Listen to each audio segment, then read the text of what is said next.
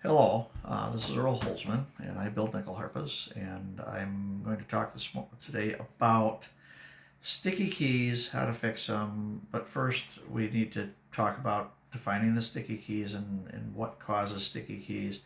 Then I'm going to talk about how I evaluate and track the sticky keys. And then the next thing I'm going to do is show how to take apart one of my 4-road key boxes on one of the nyckelharpas that I built. So with a nyckelharpa key box, they're typically all wood.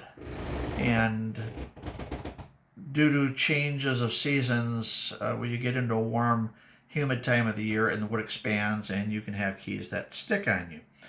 And that sticky is due to the keys either at the tip here or up by the neck expanding and just, so that they don't move anymore.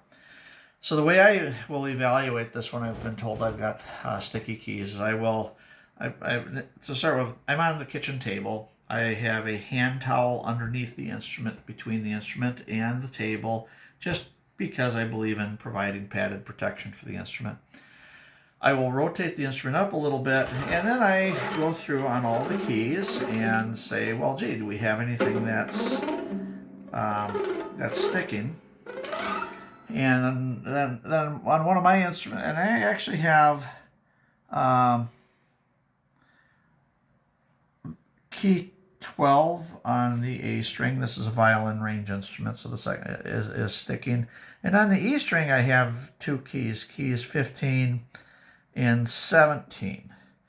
So what I will actually normally do is write that down on a piece of paper. A string was A12, E, I say 15 and 17. Now I know a lot of musicians call out what note the keys are. I don't pay attention to that. I work with different sizes of instruments all the time. So all of the keys in the instrument are numbered, starting with 1 by the nut, going up to however many keys there are in the row. And this instrument has 10, 12, 14, 22 keys.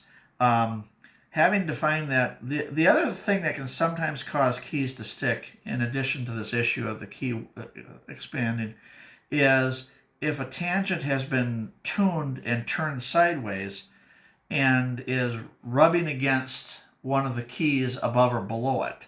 That sometimes causes sticky keys, although when that happens, it's often 2 keys above and below, and so that's something to pay attention to.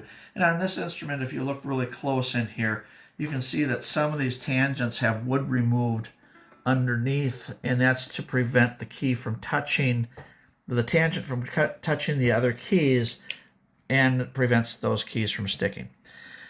So now when I'm going to take a key box apart, I will get another kitchen hand towel, and what I do is I put it under the key box between the bridge here, because I'm going to be working with a screwdriver up here, and I don't want to accidentally drop the screwdriver and bounce it on the top of the instrument and damage the instrument. So all of these key boxes are held together with screws. So the first thing I do is I remove the screws that are on the top plate. And there's 3 of them on this instrument. Some instruments have 4 screws. And I will set the top plate and those 3 screws off to the side. And at this point in time, I will carefully remove the keys in the top row that I can, and just kind of set them off to the side by themselves. And I kind of keep them in order, but if you look at the bottom of the keys, there's a number punched on the bottom of the key there. So all the keys are numbered. So having removed those keys, the next keys I want to remove, I have to remove another key guide strip. So keeping track of which screws are where. On my instruments, this oval head screw that I'm taking out with a slotted tip is a 1 1/4 inch screw. I can't get 1-inch screws that are Phillips head. And then I also take off the screw on the cross bracing. I use cross bracing in my key boxes to hold the key boxes rigid and prevent movement in them. And then for the other screws, this is just a standard Phillips head screwdriver. Often when I'm doing this, I actually will use a cordless screwdriver for taking screws in and out, but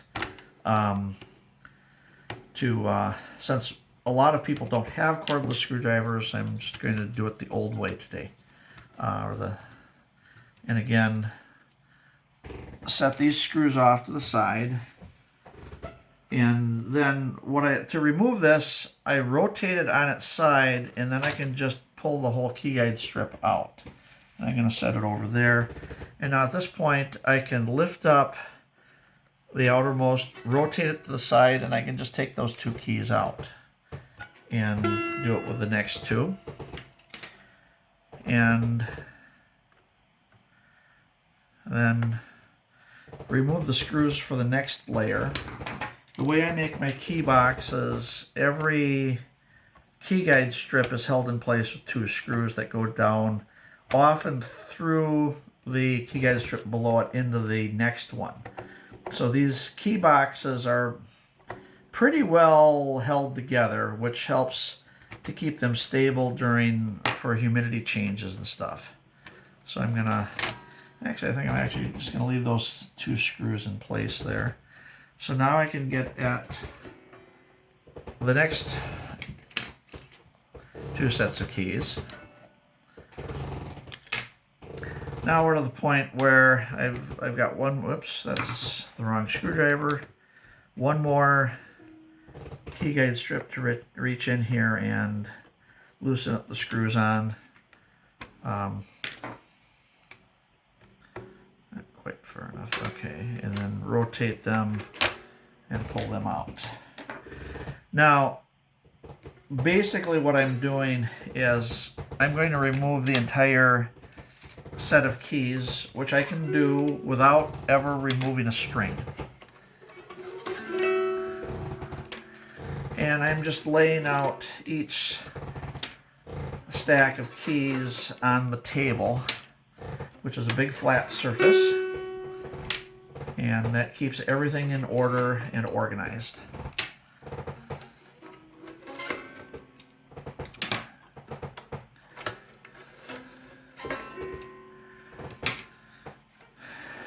So, at this point, I have all of the keys out. Now, and we've taken the key box apart.